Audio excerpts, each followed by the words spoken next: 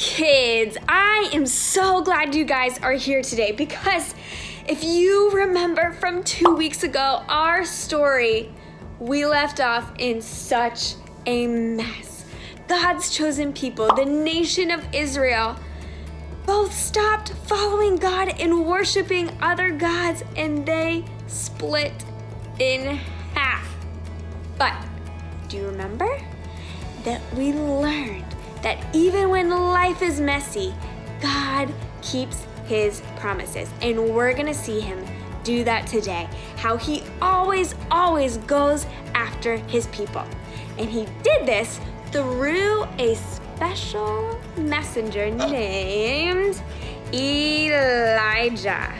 And what Elijah did was he went to this kingdom who was worshiping this other god named Baal and said, guess what? I'm going to challenge you. Yes, friends, today's challenges are not going to be boys versus girls because there's a challenge in our Bible story today. And listen to what this challenge is. Elijah says, I'm going to build an altar and you guys build an altar, and we're going to see, you ready? This is from 1 Kings chapter 18, verse 24. He says, I'm going to build an altar, you guys build an altar, then call on the name of your God, and I will call on the name of the Lord. The God who answers by setting fire to the wood is the true God. Oh yeah, it is on. But before we do that, I'm gonna show you guys some really cool fire experiments. Now, you need to stick your pinky out because I need you to pinky promise me that you will not try these at home. Ready? Promise we won't try them at home. All right, let's watch.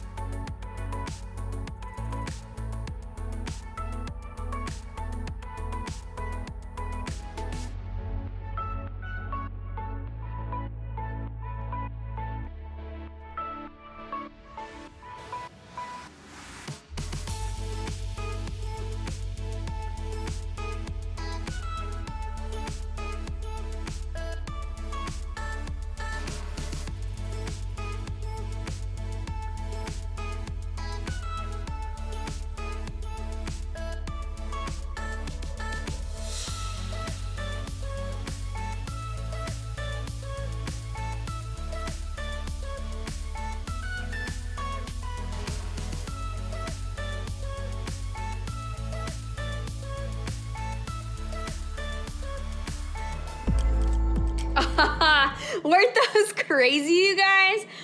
Woo! Okay, now it is time to watch our fire challenge in our Bible story, where God reminds his people that he is the one true God. Let's watch.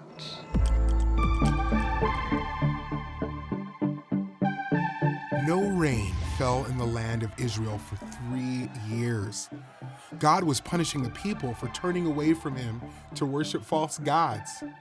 Without rain, the lakes and rivers dried up. People could not grow crops in the fields. Finally, God was ready to send rain. God told Elijah to go to Ahab, the king of Israel. So Elijah obeyed God. Elijah told the king, "Meet me at Mount Carmel.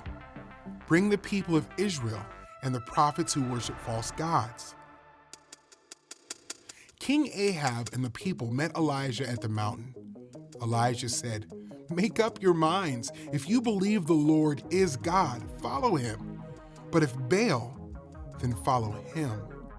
Elijah set up a challenge to show who is the one true God.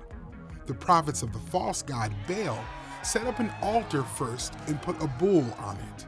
Elijah said, "Call to Baal and ask him to send a fire to your altar. I will call on the Lord. The God who answers by sending fire is the one true God." The prophets of Baal danced and cried out for hours. "Answer us," they said. But no one answered. "Shout loudly," Elijah taunted them. "Maybe he is sleeping." Still, no answer. Then the people gathered around Elijah. He set up an altar, dug a trench around it, and put a bull on it. Elijah told the people to pour water on the altar so everything was wet. Then Elijah prayed, "Lord, answer me so that these people will know that you, Lord, are God." God sent fire from the sky. It burned up the bull, the wood, the stones, and the dust. It dried up the water in the trench. When the people saw this, they fell face down and said, "The Lord, he is God. The Lord, he is God." Elijah had all the prophets who worshiped Baal killed. The sky grew dark with clouds, and God sent a great rain. King Ahab told Queen Jezebel everything that Elijah had done. Jezebel wanted to kill Elijah, so Elijah fled into the wilderness. He walked to Mount Horeb. At the mountain, God spoke to Elijah and encouraged him not to give up. The people who worshiped the false god Baal danced and cried out for hours to show that they loved Baal. But the one true God is not like the false gods. We do not have to work hard to show God we love him. Instead, he showed his love for us by sending his son, Jesus. Jesus died to rescue us from sin, and he hears us when we cry out to him. So here was the challenge in our story today. We have the prophets of Baal who made their altar and Elijah who made his altar. And they challenged each other to see which God would light their altar on fire first. So, prophets of Baal went first. And they were dancing and they were crying out, answer us, until their faces turned all red from morning until night. And they never responded. Meanwhile, Elijah's over here trash talking these guys. He said, scream louder. Maybe he can't hear you. Or maybe he's playing video games. Or maybe he went to Target. There was no response from the god Baal. But over here, Elijah not only prayed to God to light it on fire, he wanted to show that God could do anything. So he did the one thing that we all know, fire, cannot stand against, and that is water. He poured water over his whole altar. Not once, not twice, not even 3 times. 4 times Elijah poured water all over his altar. And then he prayed to God. This is what he said. He said, "Oh Lord, answer me so these people will know that you, O Lord, are God, and you have brought them back to yourself." And then what happened? Fire came from the sky and lit Elijah's altar. And do you know how these people responded? It said they fell to the ground and worshiped and knew that God was the one true God. You guys, how amazing is this story that we get to see God's heart for his people, to show them who he was and to bring them back. And also, we know that when we pray, just like Elijah did, that God listens. Baal didn't listen, right? But when we talk to God, God listens with his ears and with his heart. And when we pray to him, we can trust that this God can do anything because he is the one true God.